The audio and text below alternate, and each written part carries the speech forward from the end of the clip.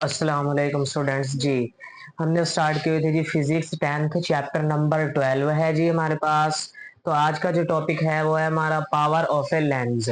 Power power बोलते हैं ताकत को, ऑफ ए लेंस यानी कि एक लेंस की आपके पास कितनी ताकत होगी। मींस या मुराद इससे ये होगा कि जब आप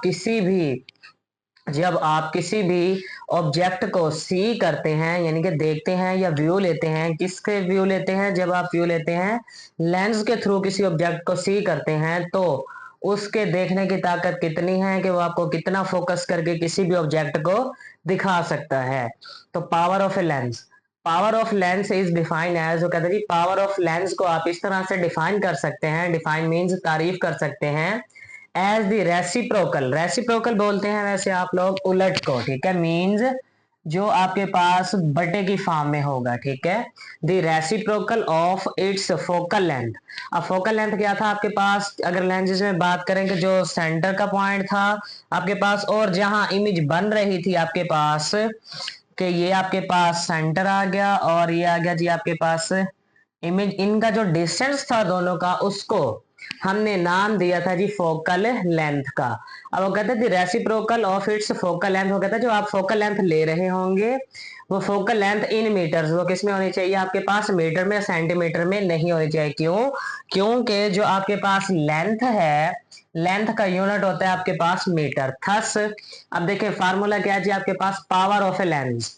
अब लेंस की पावर किसके बराबर है जी, पी से आप पावर ऑफ ए लेंस या पावर ऑफ लेंस को डिनोट करते हैं कैपिटल पी से। अब ये इक्वल किसके होगा, according to definition 1 divided by focal length in metres, के जो फोकल लेंथ है आपके पास, फोकल लेंथ किस में आएगी, मीटर्स में, ठीक है। दी ऐसा unit of power of lens is dioptre. कहते हैं जी जो ऐसा यूनिट है, क्योंकि ये जो यूनिट्स वगैरह है जिस डेफिनेशन में जिस तरह से यूनिट आते हैं आपके पास, जिस तरह से साउंड वाले चैप्टर में आप लोगों ने देखा था तो उसका था मीटर पर सेकंड साउंड का, या स्पीड का, स्पीड, ठीक है। यूनिट था जी आपके पास मीटर पर सेकंड। ये आप लोगों के पास एमसीक्यूज में भी पूछा जा सकता है, ठीक है।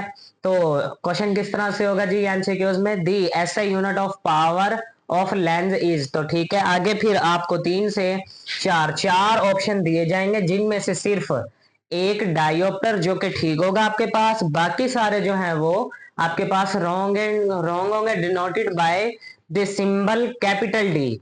अब इसको आप किसको, डाईऑप्टर को कैपिटल डी से डिनोट करते हैं। अब देखें जी डाईऑप्टर यूनिट था आपके पास किसका, पावर ऑफ द लेंस का, और जो पावर ऑफ लेंस है आपके पास वो थी जी लेंथ इन मीटर्स। तो 1D मींस 1 डाईऑप्टर। 1 डाईऑप्टर जो है आपके पास वो किसके इक्वल होगा, 1 मीटर के, ठीक है। क्योंकि मीटर को आप डिनोट करते हैं एम से और डाईऑप्टर को डी से।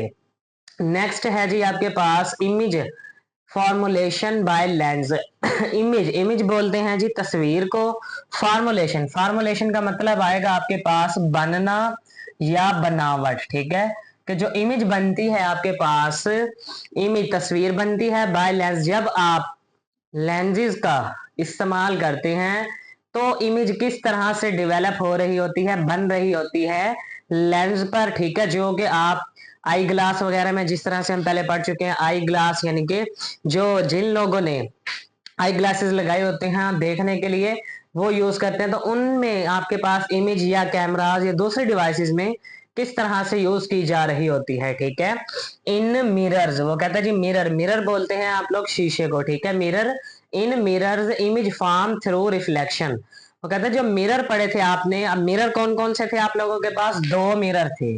एक था आप लोगों के पास कन्वेक्स मिरर और दूसरा था आपके पास कनकेव मिरर। जिस तरह से लेंसेज भी थे, कन्वेक्स मिरर और कनकेव मिरर, ठीक है।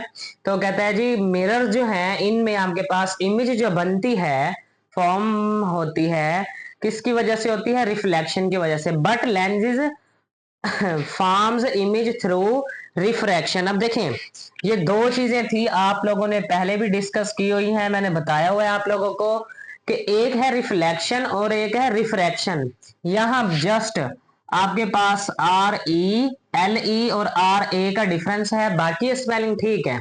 अब ये रिफ्लेक्शन क्या होती है आपके पास, रिफ्लेक्शन होती है कि जब एक रे मीडियम की सतह पर स्ट्राइक करती है और स्ट्राइक करने के बाद वो अपना वे रास्ता चेंज कर लेगी, ठीक है।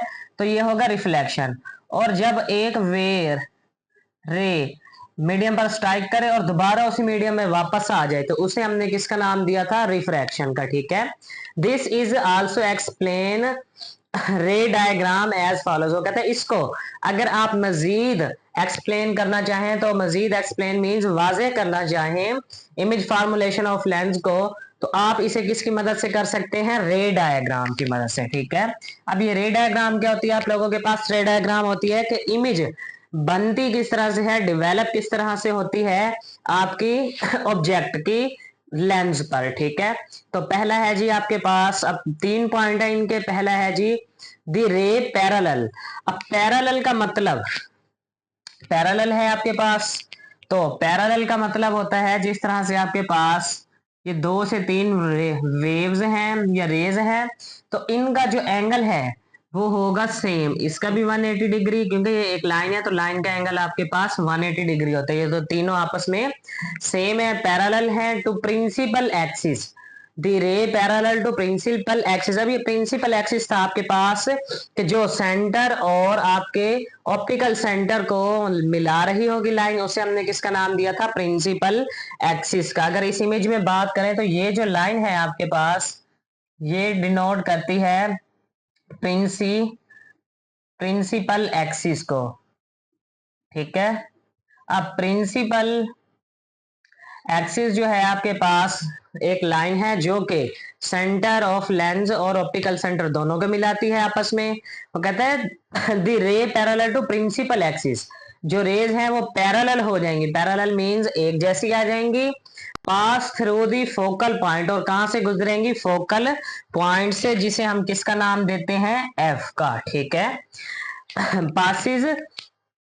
passes through a focal point after refraction by the lens। अब देखो उसने यहाँ रिफ्लेक्शन नहीं, वर्ड क्या यूज किया है, रिफ्रैक्शन, ठीक है। द रे passing through optical centre passes straight through the lens. अब देखें ये जो दूसरी रे है आपके पास, रे 2, इसमें वो कहता है कि जब आपके पास ये रे गुजरती है तो ऑप्टिकल सेंटर से, ठीक है, जो कि कर्व्ड सरफेस थी आपके पास, उसको क्रॉस करता हुआ कहाँ मिलेगी आपके पास, ऑप्टिकल फोकस पर, ठीक है, straight through the lens and remains undeviated. अब यहाँ ये वर्ड एक यूज किया उन्होंने जी, अनडेविएटेड। अनडेविएटेड का मतलब होता है आपके पास नो चेंज, ठीक है। Undeviated means no change, mean मतलब कि बगैर किसी तब्दीली के जो रे है वो स्ट्रेट बिल्कुल सीधी आ जाएगी, कहाँ, आपके पास फोकल पॉइंट पर।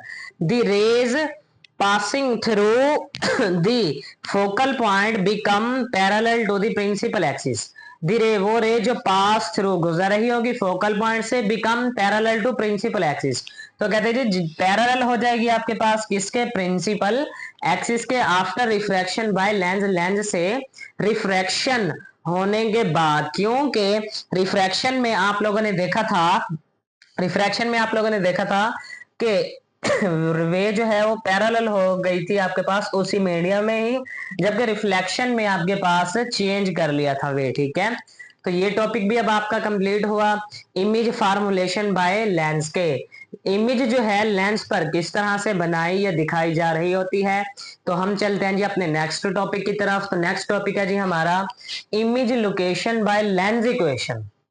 अब देखें जी, पहला था आपके पास इमेज फार्मूलेशन बाय लेंसेज, अब है image location by lens equation. क्या आप लेंस इक्वेशन का इस्तेमाल करके इमेज को, यानी कि जो भी आपकी तस्वीर बन रही होगी, कहाँ बन रही होगी, मिरर पर, उस लेंस पर, सॉरी मिरर पर नहीं, लेंस पर, तो उसको किस तरह से आप फाइंड कर सकते हैं, ठीक है। The relation between object, relation बोलते हैं जी ताल्लुक का, बिटवीन दरमियान ऑब्जेक्ट एंड इमेज। वो कहता है जो इमेज और ऑब्जेक्ट के दरमियान रिलेशन है, distance from the lens in the term of focal length. वो कहता है आप इसको किसमें डिस्क्राइब कर सकते हैं, फोकल लेंथ में of the lens called lens formula. आप ऑब्जेक्ट डिस्टेंस, इमेज डिस्टेंस और फोकल लेंथ को रिलेट करवा दें एक दूसरे के साथ, तो वो क्या बनेगा आपके पास, लेंस फार्मूला, जिस तरह से पहले आपके पास मिरर फार्मूला ड्राइव किया था 1/f, अब यहाँ f जो है ये किसके लिए यूज होगा, focal length, p object distance के लिए और q इमेज डिस्टेंस के लिए। ठीक है, तो अब देखें जी फार्मूला क्या बना आपके पास, 1/f is equal to 1/p plus 1/q। Sign convention for lenses, जिस तरह से आपने मिरर के बाद एक टेबल देखा था उसमें साइन कन्वेंशन थे कि पॉजिटिव नेगेटिव कब होगा, सेम उसी तरह से तीन चीजों के लिए, फोकल लेंथ, ऑब्जेक्ट डिस्टेंस और इमेज डिस्टेंस। अब फोकल लेंथ को आप डिनोट करते हैं स्मॉल f से, ऑब्जेक्ट डिस्टेंस को p से और इमेज डिस्टेंस को q से। तो जी वो कहता है कि आप फोकल लेंथ अब पॉजिटिव कब होगी, f is positive, f means focal length positive for converging lens. अब कन्वर्जिंग, अब देखें जी मैंने पहले भी बता दिया था आप लोगों को कि कन्वेक्स मिरर के दो नाम थे आपके पास। ठीक है, एक था आपके पास कन्वेक्स मिरर और दूसरा था कन्वर्जिंग, और कनकेव का दूसरा नाम था डाइवर्जिंग। वो कहते हैं जो फोकल लेंथ पॉजिटिव होगी वो होगी आपके पास कन्वेक्स या कन्वर्जिंग लेंस की, और जब नेगेटिव होगी तो वो होगी आपके पास diverging lens mean concave lens की। नेक्स्ट है ऑब्जेक्ट डिस्टेंस। अब ऑब्जेक्ट डिस्टेंस को हमने किससे डिनोट किया था, P से। P इज दी पॉजिटिव, वो कहते हैं जी ऑब्जेक्ट डिस्टेंस पॉजिटिव होगा इफ अगर object is towards the left side of the lens, कि आपके पास ऑब्जेक्ट जो है, अब आपके पास ये राइट साइड है और ये लेफ्ट साइड। अगर ऑब्जेक्ट लेफ्ट साइड पर होगा तो इमेज आपके पास क्या होगी जी, रियल इमेज प्रोड्यूस होगी। ठीक है, side of lens called real image.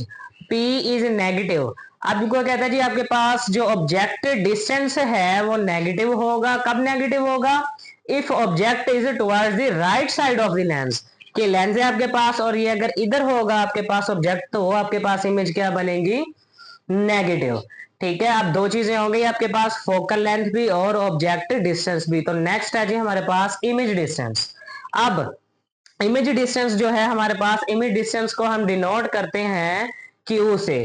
Q is positive for real image, कहता जी पॉजिटिव होगा जब आपके पास इमेज बनेगी रियल, रियल मींस हकीकी, on the right side of the lens by the real object. ठीक है, रियल इमेज रियल ऑब्जेक्ट से बनेगी, और नेगेटिव होगी जस्ट आप लोगों ने जो है वो इसको याद इस वजह से करना है कि ये जो पॉजिटिव और नेगेटिव आपके पास आ रहे हैं ये यूज होंगे आपके न्यूमेरिकल्स में।